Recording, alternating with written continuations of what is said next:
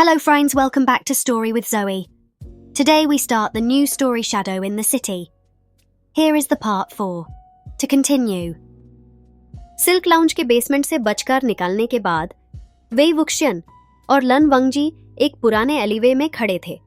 दोनों एक दूसरे की तरफ एग्जॉस्टेड लेकिन फोकस्ड एक्सप्रेशंस के साथ देख रहे थे।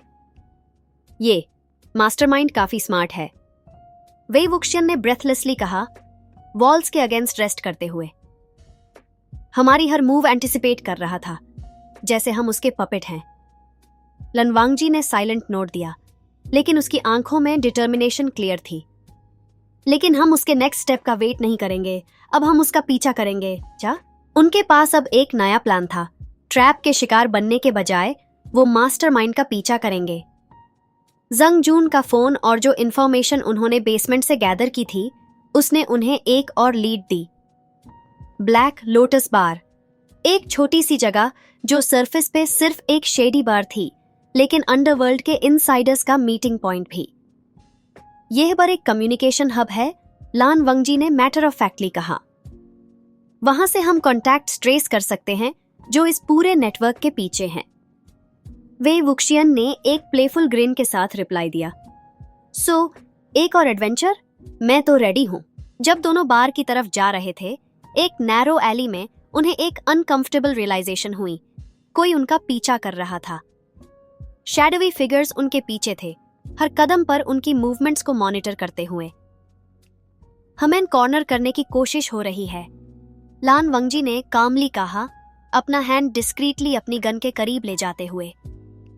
परफेक्ट, वेई वुक्शियन ने स्मिर्क किया, जैसे ये सिचुएशन उसके लिए एक गेम हो।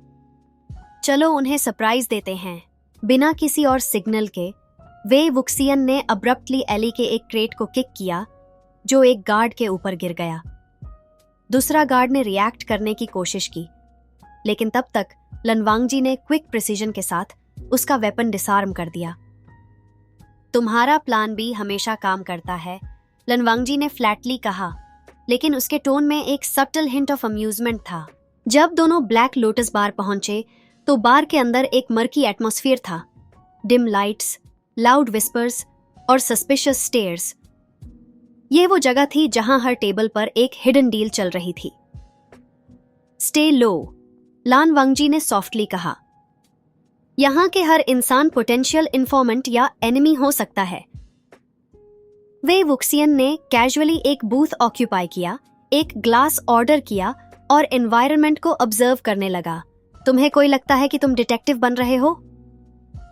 लान वांगजी ने स्लाइटली सार्कास्टिक टोन में पूछा। डिटेक्टिव? ना, वेई वुक्शियन ने ग्रिन करते हुए कहा। मैं बस तुम्हारा असिस्टेंट हूं, लानगे। लेकिन कैजुअल बैंटर के बीच उन्होंने एक कॉन्वर्सेशन ओवरहियर की। अब बारटेंडर किसी से विस्पर्स में कुछ बातें कर रहा था जो जंग जुन और उसके एसोसिएट्स का जिक्र कर रहा था। जब वेई वुक्शियन ने बारटेंडर को कॉर्नर किया और इंफॉर्मेशन के लिए प्रेशर डाला, तब एक अनएक्सपेक्टेड ट्विस्ट हुआ। बारटेंडर ने उन्हें रिवील किया कि जंग जुन सिर्फ एक पॉन नहीं, बल्कि एक डबल एजेंट था जो मास्टरमाइंड के लिए काम कर रहा था। जंग जुन ने जानबूझकर उन्हें ट्रैप में फंसाया था। तो जंग जुन हमारी तरफ नहीं था, वेई वुक्शियन ने लो विसल के साथ कहा। और मैं सोच रहा था कि यह केस सिंपल होगा। लनवांगजी का एक्सप्रेशन ग्रिम हो गया। इसका मतलब मास्टरमाइंड हमेशा एक स्टेप आगे था और जंग जून अभी भी एक्टिव है। बारटेंडर ने एक और चिलिंग इंफॉर्मेशन दी। जंग जून का अगला मीटिंग एक अबैंडन्ड डॉकयार्ड पे था, जहां वो कुछ इंपॉर्टेंट एक्सचेंज करने वाला था। यह उनका नेक्स्ट डेस्टिनेशन था।